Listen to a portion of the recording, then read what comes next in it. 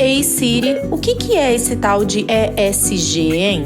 A sigla traduzida para o português quer dizer boas práticas ambientais, sociais e de governança.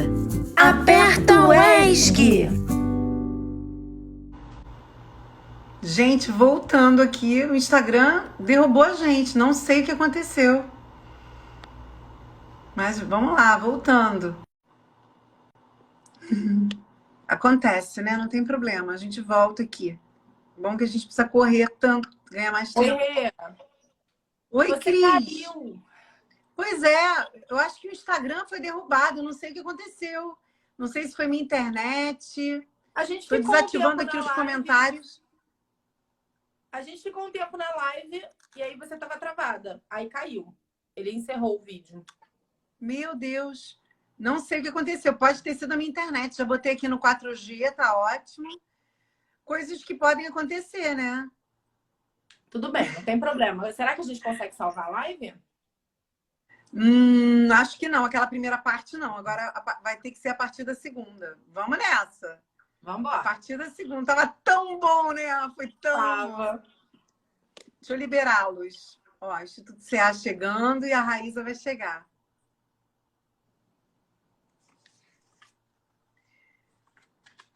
Eu tava fazendo... Fomos derrubados. É, a Bom, gente tava acho que derrubando. foi a internet, mas não tem problema. A primeira parte não ficou gravada, mas essa segunda vai ficar. Que pena! Mas tudo Não, bem. tudo bem. Você sabe que teve uma hora que ficou eu e o Gu, e a gente falou, e agora? Eu falei, vambora que a gente segura. E aí ele disse... Aí eu perguntei, mas peraí, se só tá a gente, com quem a gente tá falando? Olha, são coisas que acontecem. Eu não sei se a minha internet deu pau e derrubou, eu não sei. Ou se foi o Instagram que me derrubou. Eu não sei, eu tô aqui no 4G. Gente, se cair de novo, a gente volta, porque a gente é brasileira, a gente não desiste nunca. É isso? Então vamos lá, vamos seguir a partir daqui, né?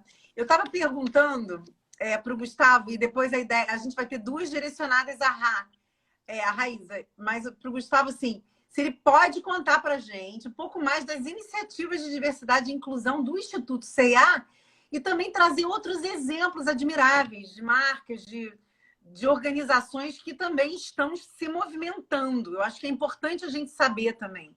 E o Instituto CA tem uma coisa que é muito legal, né? Sim, não tem essa de concorrência, abraça todo mundo, articula com todo mundo, né? Inclusive com os institutos e as fundações e as iniciativas também socioambientais das aspas concorrentes. Então, trabalha junto, sentido de colaboração, né? E de coletividade, realmente são princípios importantes aí de vocês. Conta para mim, Luz.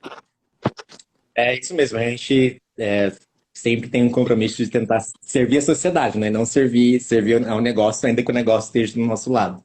E eu tenho muito orgulho de dizer que tanto o Arno, que é líder do Instituto Lojas Renner, a Amélia Malheiros, que é líder da Fundação Irmã Ering, são pessoas muito próximas da gente, a gente troca muito, porque os problemas que a gente tem são os mesmos e o propósito é quase muito similar, né? Então a gente troca muito, temos projetos juntos, inclusive, com as duas organizações. Eu e a Mary, a gente faz parte do Colabora Moda Sustentável, o Arno da Lojas Renner tem um projeto aqui em São Paulo com pessoas migrantes, né, empreendedores migrantes, bolivianos. Então a gente trabalha muito em colaboração também. Mas falando do Instituto CIA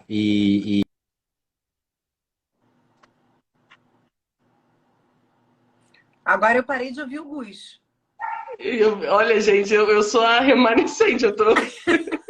Gente, o Mercúrio nem tá retrógrado, hein? eu acho que Mas é a o Instagram. lua é minguante, gente. Então é uma lua que, assim, vamos ter calma, olhar para dentro, ter paciência, o Namah Shivaya. Ó, acho que ele tá voltando. Voltou. Meio caído dessa vez. Sim, foi você. Então, um projeto bastante corajoso, o chamado... Gente, fugiu. Minha Carreira na Moda, que a gente lançou agora dentro da frente de empregabilidade, né? A gente vai oportunizar para quase mais de 30 jovens negros e indígenas do Brasil. Então, conversa muito com a pergunta anterior sobre representatividade, né? A gente vai oportunizar para esses jovens um suporte para a carreira deles profissional, pensando na busca de um trabalho decente, um trabalho formal dentro da cadeia da moda, né? Então, a gente vai trabalhar com um público que ainda não está nas universidades ou ensino técnico. A gente vai trabalhar com pessoas que estão na universidade, que querem buscar qualificação e pessoas que estão buscando a primeira oportunidade. É um projeto muito bonito, muito robusto, feito em parceria, em colaboração. A gente entendeu e mapeou que o sonho, né, do estudante de moda era cursar, ou fazer algum curso, ou estudar na Santa Marcelina. A gente bateu na porta da Santa Marcelina, falou, vamos fazer um projeto juntos. Eles prontamente toparam, então eles vão também credenciar e certificar esses profissionais para também, através de um curso que eles vão oferecer junto conosco. Foram super flexíveis com relação a isso, a gente ficou muito feliz com a parceria. E a gente firmou parceria também, Renata, que é muito legal, com 9 marcas do Brasil inteiro, de 9 capitais do Brasil, para ser mais preciso, que vão oferecer junto com a gente uma oportunidade de experimentação profissional para esses jovens, né? Então, eles vão trabalhar por 3 meses nessas pequenas marcas de moda de São Paulo, do Rio, de Recife, Fortaleza, Salvador, Curitiba. Muito legal essa Belo Horizonte. Então, a gente vai trazer essa oportunidade também. Então, o que a gente não quer no final para esses jovens é que os RHs falem, mas vocês não têm experiência, vocês não têm certificação. Então, a gente quer subverter essa ordem e diversificar cada vez mais o mercado. Então, acho que é um investimento corajoso. A gente está super aberto para aprender. Talvez a gente erre algumas coisas, mas o que não nos falta é coragem para provocar esse impacto também agora nessa área. Parabéns, parabéns demais, Gustavo. Que projeto lindo. Também estou pensando aqui nos conteúdos para a gente ofertar lá do Criável para essa turma aí, né? Aprender, se divertir e tal. Mas, ó, a gente estava de olho num curso do Criável, depois eu te conto já, de cultura de moda, mas então, isso é fofoca para... Pensei nesse. Ó, tá né? vendo? Pensei nesse, exatamente. Legal, depois a gente fala. Fiquei feliz de saber, mas assim, outras iniciativas que vocês tenham visto aqui, que tenha chamado a atenção? Ocorre alguma de outras empresas, de outras... Quem está se mexendo? A gente sabe que tem uma turma, e o próprio Colabora, Moda Sustentável, reúne muitos atores, muitas pessoas querendo entender como é que transforma, porque também assim, tem gente que quer, mas exige um planejamento isso, né? As pessoas precisam aprender como. E tá todo mundo aprendendo, todo. Mesmo no nosso dia a dia, na nossa casa, tá todo mundo nesse aprendizado. A gente tem que ter essa consciência e essa calma, essa serenidade para as coisas no tempo certo. A gente precisa acelerar uma série de coisas, obviamente, inclusive dívidas históricas que são nossas, então a gente tem que pagar, reparar. Mas, em termos de governança, a gente está vendo que as pessoas estão aprendendo a fazer, né? Estão aprendendo. E se vocês tiverem, assim, vou passar a bola para a Cris, mas que outras empresas vocês podem trazer aqui como exemplo, a gente vai gostar de saber, tá? Cris? Então, eu vou para a minha pergunta, né? Para a Raíssa. Vocês têm um portfólio de investimentos e iniciativas de impacto, né? Então, a pergunta é, como que vocês gerenciam esse portfólio e quais são os critérios, né, de avaliação? O que vocês levam em consideração para essas iniciativas? Legal. É uma pergunta complexa, mas acho que em linhas gerais, assim, quando a gente fala de... Vou focar um pouco também no tom de diversidade e inclusão, que ele é intrínseco ao programa, né, aos programas, porque a gente tem recortes de público específico. Então, quando eu digo, por exemplo, que a gente apoia micro e pequenos negócios de moda, eu estou dizendo que a gente foca e a gente exclusivamente apoia negócios liderados por grupos minoritários. Então, eu sempre estou falando de uma pessoa negra, de uma pessoa indígena, de uma pessoa LGBTQIA+, de uma pessoa com deficiência, e, às vezes, uma pessoa com todos esses recortes, inclusive, né? Então, ele já na definição do programa, na estrutura do programa, ele já tem um recorte de diversidade e inclusão. Porque, a gente entende que empreender é uma jornada muito difícil, assim como entrar no mercado de trabalho, que é esse novo programa, quem está liderando é a Jaina Aranda.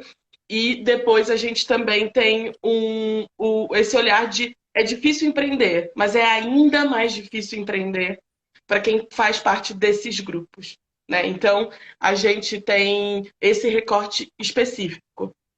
Poxa, mas é muito difícil. Eu sou pai de família. A gente entende que a jornada é muito complicada, mas é importante focar. Então, eu acho que um dos principais pontos que eu começaria explicando é que os nossos recortes são deliberados. Assim, o projeto nasce com o objetivo de responder às demandas de um determinado público, de um determinado recorte. E ele é pensado a partir dela, e não o contrário. Então, se eu decido que eu vou trabalhar com pessoas LGBTQIA+, por exemplo, qual é a necessidade desse público?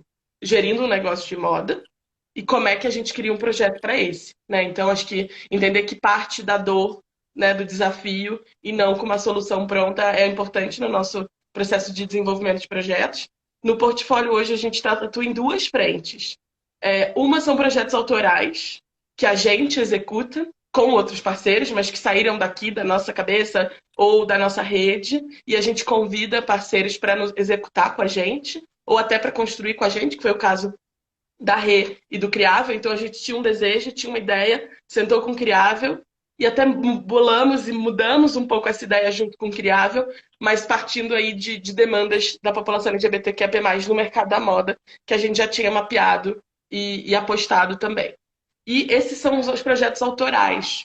E eles, no geral, são projetos que a gente tem muita cara de teste, de piloto, pô, vamos ver, porque tem aprendizado, né? Não tem como ser uma solução pronta. E os outros projetos que não são autorais são investimentos em projetos que já existem de outras organizações sociais, empresas, parceiros, coletivos, empreendedores. Porque a gente entende também, essa é uma preocupação muito nossa, né, Gu, de não esvaziar esse ecossistema. Então, se a gente fala sobre isso sempre, assim, se a gente faz, a gente também não está dando conta de apoiar tanta outra gente que está fazendo, que sabe fazer e que precisa de recurso. Então, a gente sempre está ou realizando ou investindo. Nos projetos autorais, eles são mais complexos, porque eles têm um desafio de olhar 360 para o projeto. Então, desde quem vai fazer, como vai ser a seleção, como vai ser o andamento da avaliação, então desde a ideia até a execução. E nos investidos a gente tem critérios de seleção e de monitoramento desses projetos. Mas, em linhas gerais, tem algumas coisas que se repetem em todos eles. A primeira é que a gente não tem aberto mão, é sempre ter esse recorte de público.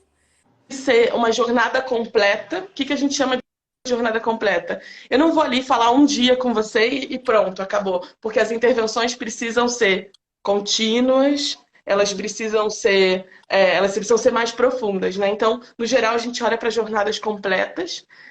Um segundo ponto que é importante, precisa ter legitimidade. Então, se a gente está falando com a periferia, a gente precisa ter uma metodologia de marcas da periferia, a gente precisa ser pensada por e para pessoas da periferia, porque isso é muito importante quando a gente fala dos recortes de diversidade e inclusão, né? E eu acho que o terceiro ponto que a gente tem feito muita questão aqui quando fala de moda é também ter dinheiro na ponta.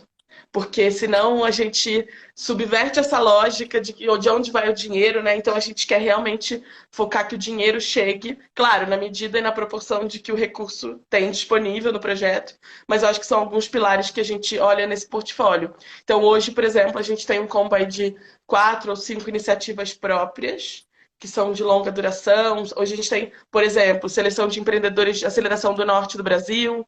A gente tem um processo de desenvolvimento de afroempreendedores indígenas que fazem acessório. E tem outros investimentos, por exemplo, uma casa lá no Rio de Janeiro de apoio a pessoas trans, que empreendem, né, numa jornada empreendedora. Então, sempre nos procuram ou a gente seleciona. Acho que esse é um pouco o mix no geral que a gente faz, e a preocupação sempre de ser muito legítimo esse trabalho com o público que a gente vai atender, né? Então, ainda que a gente às vezes não seja parte desse grupo, né? Então, trabalhar com pessoas indígenas, por exemplo, a gente apoiou a primeira mostra indígena de moda, e pra gente foi um super desafio, porque não sou uma pessoa indígena, né? O Gu não é uma pessoa indígena, mas a gente está sempre procurando parceiros estratégicos para trabalhar com legitimidade, com qualidade, né? e com compromisso com esse público e com as demandas sociais que são imensas dessa população. Então, acho que é um pouco essa carinha. Então, a gente nunca faz sozinho, ainda que seja um projeto nosso, e a gente sempre garante que tenha dinheiro na ponta, o impacto na ponta, para ter, enfim, para ter resultados legais. Não sei se eu falei muito, que eu falo muito. Não, Perfeito. perfeito, explicou super bem, né? Coisas que são super importantes da gente conhecer, da gente entender. E eu acho que são poucos espaços que vocês têm para contar isso publicamente, assim, né? Sim, Então, total. muito importante isso que vocês trazem. E aí, aproveitando o seu gancho, Raíza, quais são as causas que vocês percebem com maior necessidade de apoio e investimento? Nossa, que pergunta! Essa é a mais difícil, sem dúvida, assim, porque é difícil elencar, né, prioridade nesse Brasil de agora, mais ainda. Então, mas olhando geral, né, falando de diversidade e inclusão e com recorte moda, que é o nosso recorte, então é importante falar que a gente está recortando moda, né? Porque se eu falo de educação, eu intensamente estou falando de outros públicos. Sim. Mas quando a gente pensa em moda, eu acho que primeiro a gente tem uma questão de gênero dada, né, nessa cadeia como um todo. Então, é uma cadeia composta 75% por mulheres e, por consequência, com todos os desafios que implicam ser mulher nessa cadeia. Mas a liderança, como o Gu mesmo trouxe, né, como a liderança que não é feminina. Então, a gente tem desafios de equidade de gênero que, além de serem muito importantes na cadeia, me atravessam profundamente. Então, e no programa de instituto isso é muito refletido, né? Então, 80% do nosso público 70%, eu não sei de qual agora, é feminino também. Então, esse é um ponto. E que obviamente, ele tem outros recortes dentro disso, né? Não só uma mulher, mas quem é essa mulher, onde ela mora, raça, etnia, tudo isso que atravessa ela. A gente enxerga muito uma questão desafiadora quanto a território, né? Então, não só gênero, mas onde essa mulher, onde esse grupo, essas pessoas estão, porque a gente ainda tem um mercado ainda muito mais favorecido para o Sudeste, né? São Paulo, Rio, agora a gente tem dados ali um pouco mais legais, Salvador, mas ainda assim muito centralizado. Então, significa que empreender na moda para você estar no norte do Brasil 50 vezes mais desafiador. Eu estou dando um exagero, mas é muito mais desafiador. Tanto de acesso ao mercado, mas quanto acesso logístico também. A gente agora anda conversando com os empreendedores que não vendem por questões de frete, por exemplo, né? Então, é uma estrutura sistematicamente muito mais desafiadora para quem está no norte. Isso sem falar para quem é indígena, isso sempre é falar. Então, eu falaria muito da questão de gênero, dos recortes territoriais, incluindo o olhar de periferia, né? E num terceiro... E não menos importante, eu acho que a gente também tem, do lado de cá, tendo aprendido e entendendo que a gente precisa olhar para as questões das pessoas com deficiência como um público que não aparece ainda tão forte, justamente porque faltam iniciativas, né? Então, e ainda tem um processo, enquanto indústria da moda, de aprendizado muito grande. É um projeto que a gente vai esse ano, se tudo der certo, lançar um projeto de sistematização de conhecimento sobre moda inclusiva, porque falta, né? Então, eu botaria esse recorte para não deixá-lo de dimensão, mas acho que é isso. Mas, assim, daria para falar 5 horas, viu, gente? Sim, infelizmente. Sim. A gente trabalha muito as questões dos afroempreendedores aqui no Instituto, 81%, né, Gu? 88%, eu não sei exatamente, são pessoas negras que passaram pelo Instituto, então é um recorte que está no nosso DNA, né, já. Também pelo olhar da liderança do Gu, mas também por um olhar muito sensível do Brasil, né, gente? Então, Sim, eu acho que tem, obviamente, esse recorte dado nos nossos programas e nas prioridades. Sim, muito bom. Inclusive, a Baicoses está procurando afroempreendedores. A gente tem várias causas, né? Nós somos organizados por causas sociais e ambientais e a gente ainda não tem a causa antirracista por falta de representatividade, gente. Então, se você tem uma marca e é um afroempreendedor ou tem representatividade no time, chama a gente para fazer parte. Não fala isso, hein? Não fala isso que a gente tem uma... o povo vai te procurar. Eu vou soltar isso num grupo que você tá perdida. Vai ter fila na porta da Cris aí, vindo do Instituto C&A. Então, vamos embora.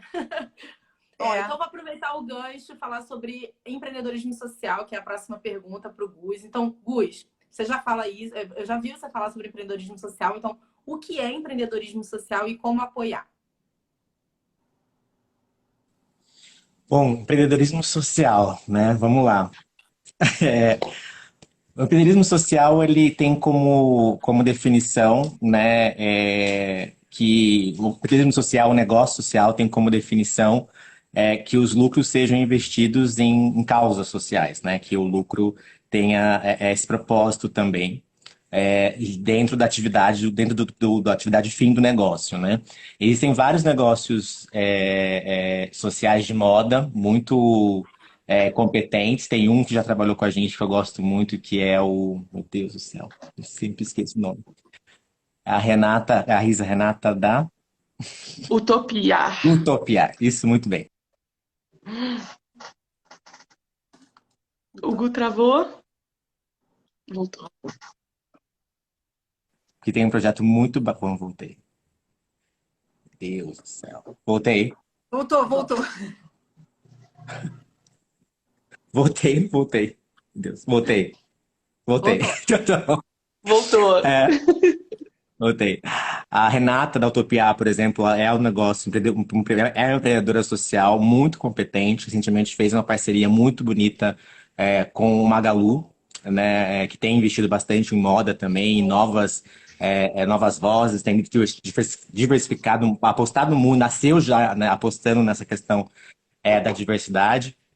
E ela, dentro da cadeia dela, ela favorece mulheres que sofreram. Meu Deus. Vou comprar aquelas, violência doméstica, aquelas que pensam. É isso. É isso. Uhum.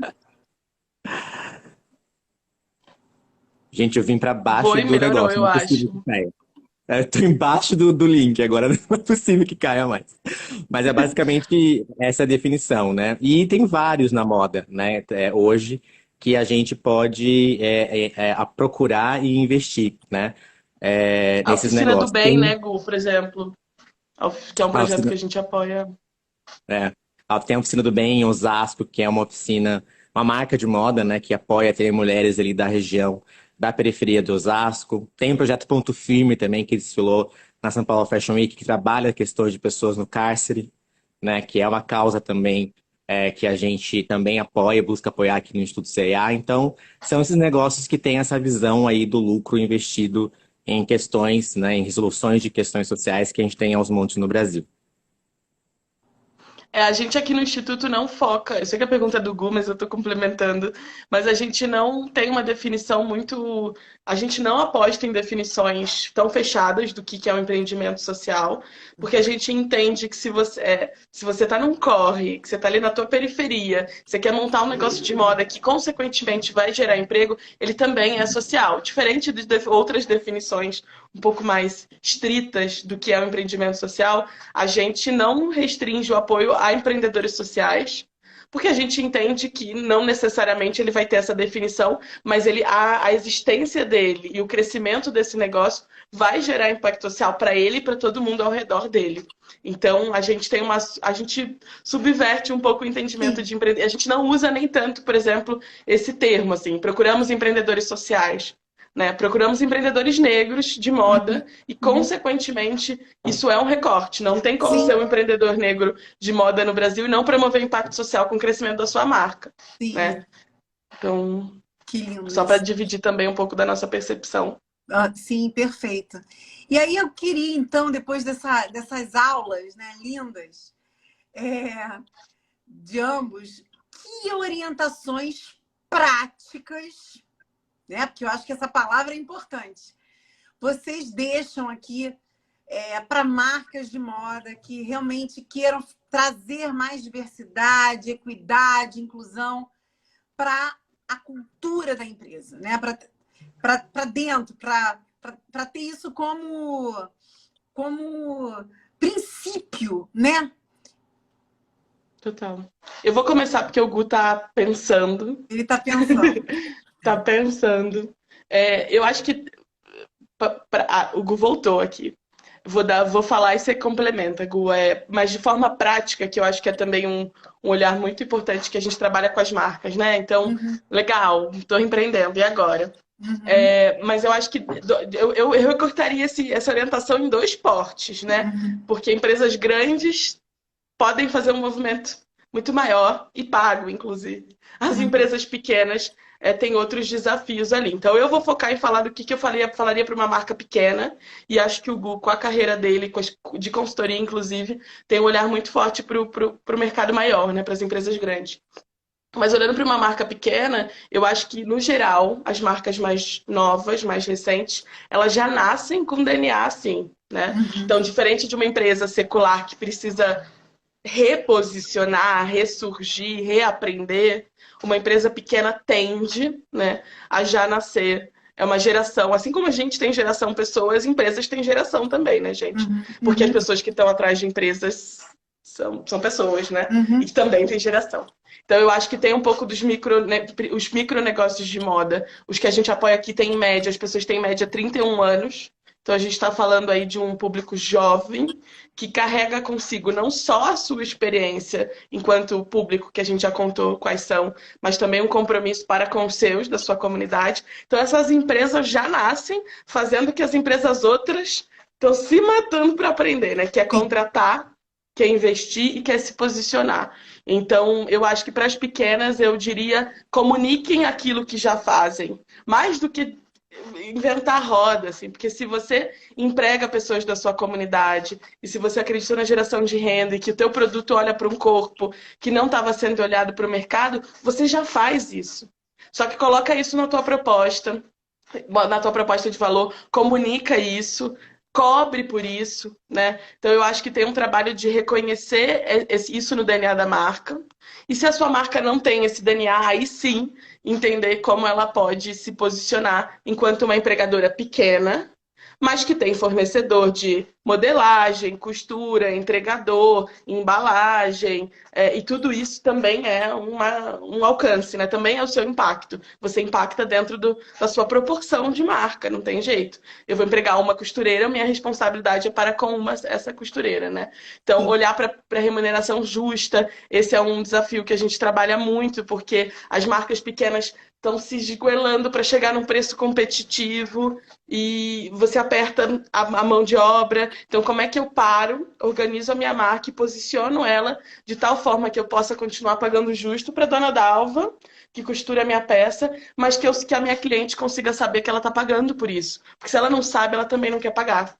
Né? Então, eu acho que eu focaria muito em realmente comunicar e entender isso. A Renata trabalha isso muito bem, né, Rena, no processo de branding, mas é um processo de olhar para dentro, porque essas marcas já carregam, e eu afirmo no programa todas elas. Nenhuma marca chega e diz, olha só, montei uma marca, eu quero encher o meu bolso de dinheiro e acabou. Nenhuma delas, nenhuma.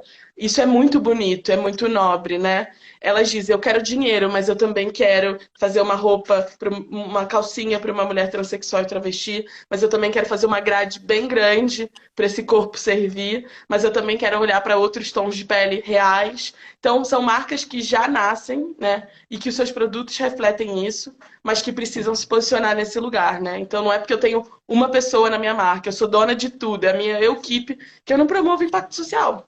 Sim. Então, acho que é um pouco essa orientação. Não sei se faz sentido, mas... Nossa, totalmente. Lindo isso. Então, você falou contratar, investir e se posicionar. Você usou 3 verbos aí, né? E posicionar na marca. Quando se diz investir, é no desenvolvimento dessas relações, das pessoas. Colocar isso como investimento mesmo, né? Ser prioridade, né? O Gu está caindo e voltando, ele está tentando. Ele vai responder sobre as marcas grandes, né? O que elas fariam. Mas se você já quiser começar...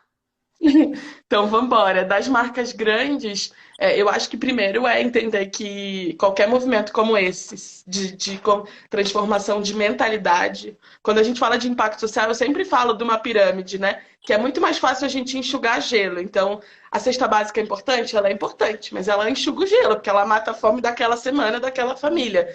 Mas ela não muda a mentalidade, né? O topo da pirâmide, ela é de mudança sistêmica, que é mudar como a gente pensa, como a gente age, né? Então, eu acho que se a empresa quer fazer uma mudança de DNA depois de sei quantos mil anos de existência, ela precisa botar dinheiro e esforço para isso. Então, acho que isso significa que isso precisa ser uma agenda prioritária, assim como migrar para o digital assim como vender online ela precisa ser uma pauta. Isso envolve equipe, isso envolve recurso, orçamento. Você não faz grandes mudanças sem esses recursos financeiros e humanos. E eu acho que também envolve escuta para com os grupos sociais que a gente precisa olhar, né? Então, obviamente, se eu estou olhando para a inclusão de pessoas negras, eu preciso trazer pessoas negras para minha equipe, né? Então não dá mais para olhar como assistencial, como ajuda, como caridade. Então eu focaria em recursos humanos, em recurso de dinheiro e contratar quem sabe fazer isso. A gente tem um ecossistema social rico, gigante, lindo. Tem muita mulher, muita gente preta, muita consultoria, muitas organizações sociais que sabem fazer isso. Contrate essas pessoas. Né? Então, eu acho que é um pouco de botar a mão no bolso. Não sei se essa é a forma mais correta de dizer isso, mas eu acho que é botar a mão no bolso. Criar uma política né, e investir, botar a mão no bolso, colocar no orçamento do ano, né, um valor destinado a esse desenvolvimento dessas pessoas, ou de projetos, contratação de consultorias, né? O programa de educação. Enfim, entender isso como uma prioridade e estar lá no orçamento declarado, né? E assim... Total. Isso é uma coisa contínua, né, Rê? Porque não adianta contratar uma pessoa negra e não trabalhar todo o resto da equipe, e não trabalhar a política de foto, e não trabalhar a política de mérito, a política de promoção, porque a porta da entrada está aberta, mas eu não sei se a porta da entrada da diretoria está aberta, né? Sim. Então, eu acho que é um constante orar e vigiar, né? Você tem que estar ali o tempo inteiro olhando para dentro, reformulando e tal. E lembrar também o porquê que a empresa existe, né? Porque às vezes a empresa se perde. Por exemplo, o propósito ele não pode ser o lucro, né? O lucro ele é uma ferramenta para você fazer algo para o mundo, né? Colocar algo no mundo. Então, por que você existe? O que você quer colocar no mundo, né? É um pouco essa mentalidade que é preciso ter também, né? Sim. Total. E para sua empresa existir, né, gente? Assim, na verdade, eu acho que quando a gente está falando de ESG, a gente está falando de prolongar o tempo de vida de uma empresa. Sim. Assim, eu tenho a sensação que é estratégico comercialmente também, né? Sim, total. Quem não aderir vai ficar fora do jogo rápido, porque, né, como a gente já falou lá no início, tem pressão por todos os lados. E assim, não faz sentido não ser mais assim. Vai ser realmente... não cabe, né, no novo mundo. O Gustavo tentou entrar, eu liberei, mas ele não entrou. Eu acho que ele está com problema lá. Ele não está conseguindo entrar, ele falou, mas vamos fechar isso aí. Vamos tocar aqui o baile. Que pena que ele não está aqui para fechar com a gente.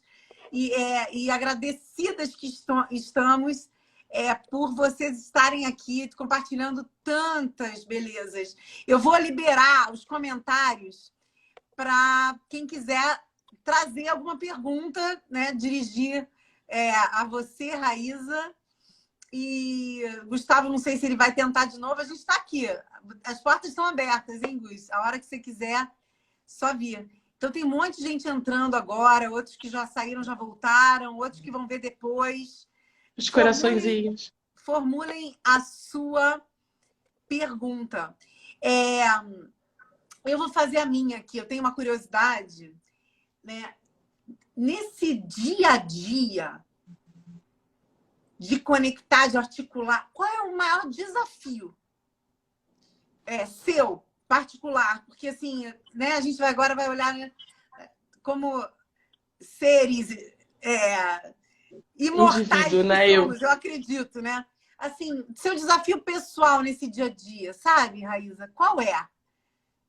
De fazer toda essa... Olha, papo de terapia, hein? Vambora. Não, eu acho que tem vários, né? Porque eu acho que trabalhar na área social, eu pelo menos durmo com a cabeça muito tranquila. Deito no travesseiro e falo, porra, que trabalho legal. E isso não tô falando isso porque eu tô no perfil do Instituto, não. Mas tô falando isso porque a gente faz com verdade, a gente faz com muito compromisso. Mas o lado disso é que, diferente talvez de outros trabalhos, eu nunca trabalhei de outro jeito, eu não sei. Mas a sensação é que é muito difícil separar o que que é nosso e o que que é o nosso trabalho, né? Então, quando eu trabalho muitas horas num dia, eu não estou fazendo isso porque o Instituto me paga para fazer isso. Também estou, né? Porque é importante ser remunerada e ser bem remunerada. E eu falo isso em todos os espaços das pessoas que fazem trabalho social. Não dá mais para a gente fazer isso só porque a gente é do bem, porque a gente tem uma vocação de ajudar o outro, que é um trabalho que requer profissionalismo como qualquer outro. Eu também tenho que fazer planilha, também tenho que fazer conta, eu faço gestão, e tudo isso é profissional, né?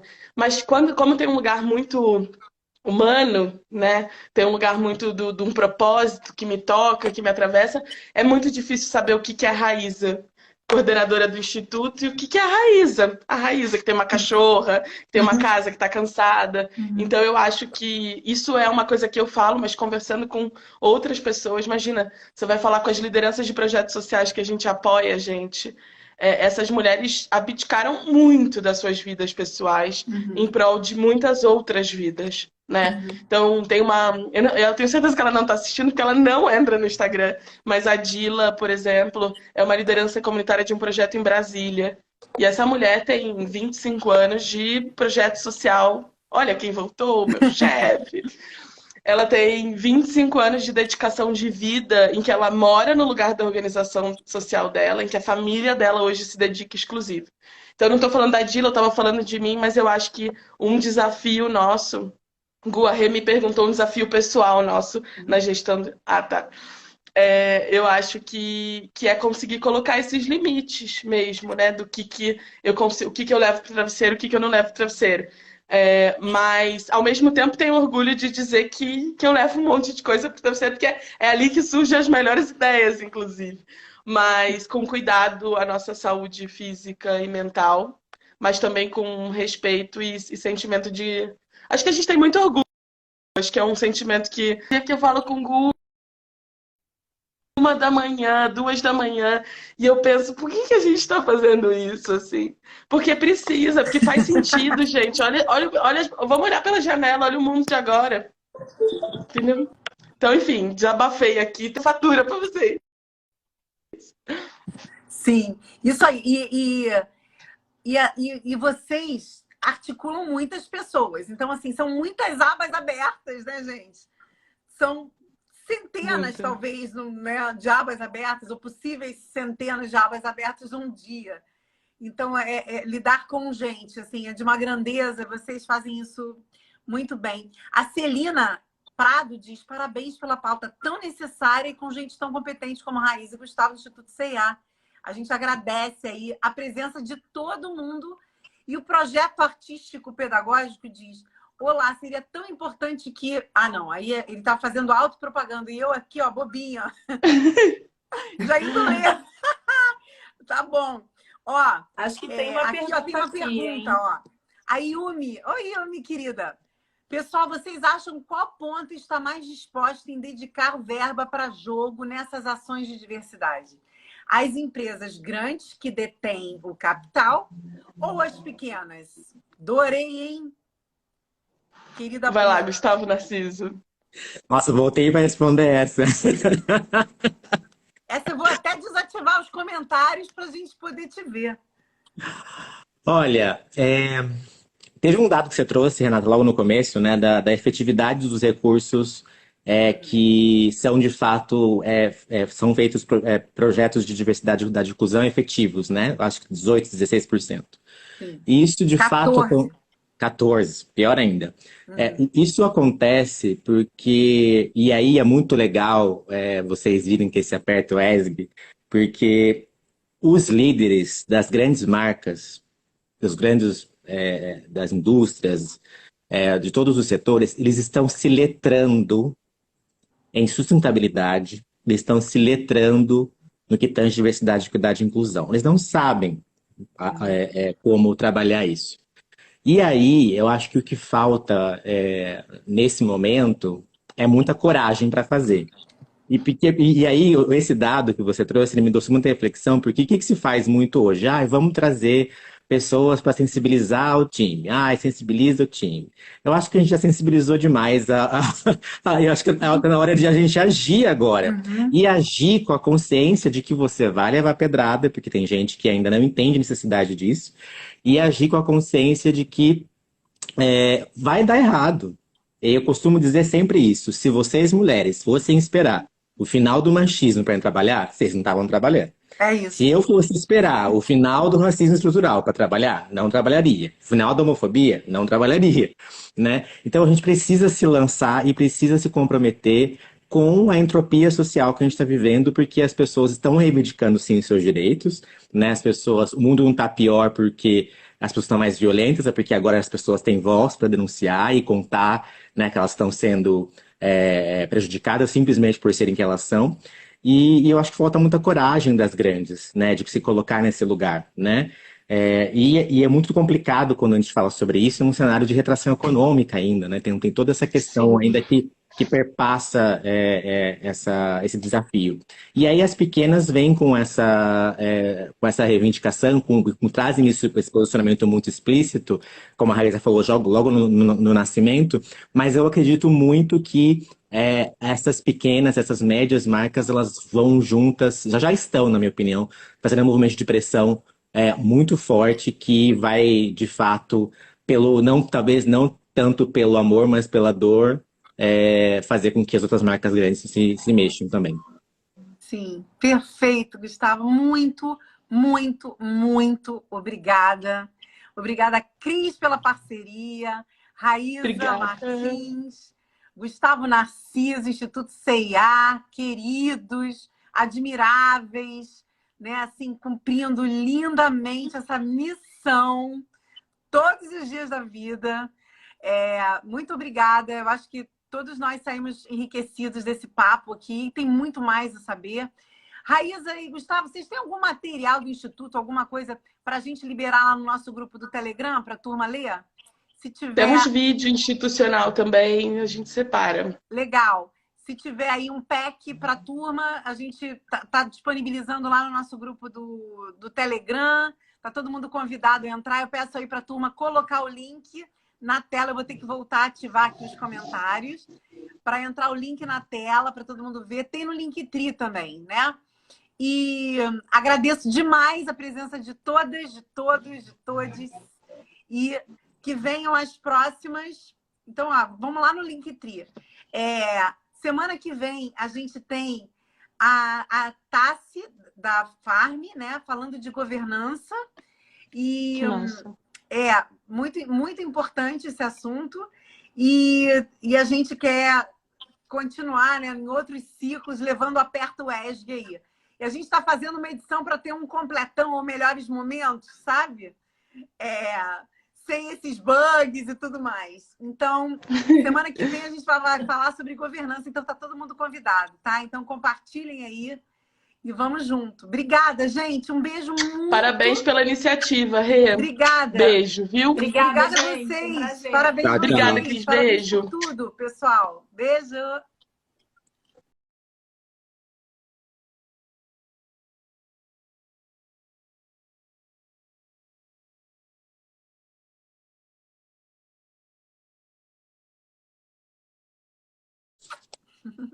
Beijo.